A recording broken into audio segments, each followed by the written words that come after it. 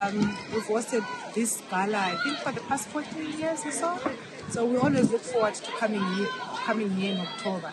So this gala is an inter-club gala, though it's a national gala. It's hosted by Zimbabwe Swimming. Local organizing committee organizes everything. So we always look forward, like I said, to coming to Mutare. So ages range for the athletes range from 9 years to over 15 years. Unfortunately, we don't have exam students. Most of our grade 7s, our IGSC, our AS, and our A-level students are writing exams. So normally we don't have them here every year. Yeah, so what this gala does is it kicks off the season for us and see where we are. We consider this as a fast pool. Swimmers consider it as a fast pool, so they normally take off time when they come here to Mutare. It's a different environment for them, and instead of competing in their league galas with their usual provincial athletes, they then get to meet other athletes all over the country. So if you listen to my sports, really, our sport must start from club level. So we are trying hard to make sure that every district is a club. So when every district is a club, they will manage themselves at club level, and then all these clubs must belong to a province. So what then that does is that it makes us a national sport. We are seen to be everywhere in every province of the country, and every district of the province is a club. So our aim is to make sure that we have as many clubs as we can in every district. Besides that, we also are looking at grassroots sport level and learn to swim level. We have the training and education department that is training teachers to train swimmers. So that education and training department there is for everyone, whether it's in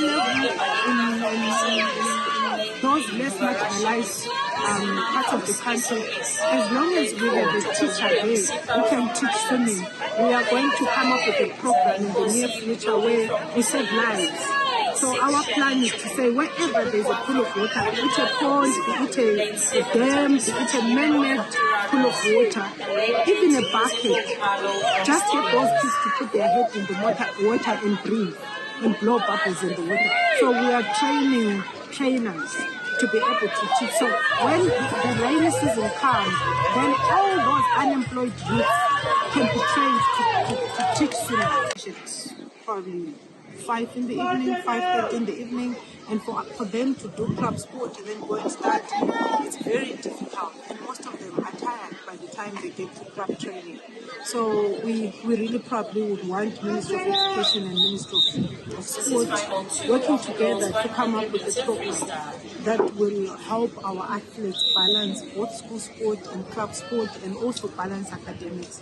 So for us, really, the challenge is that each athlete is doing cricket, is doing swimming, is doing water polo, is doing at high school level, for instance, we expect them to specialize.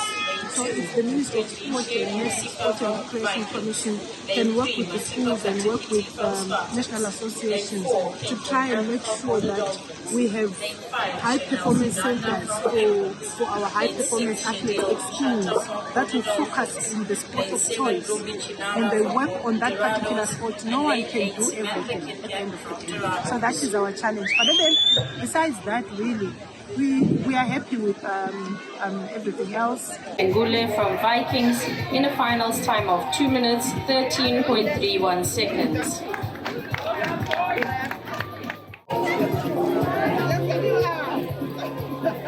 And goals to Valencia Jared from Crocs in a final time of 1 minute 33.73 seconds.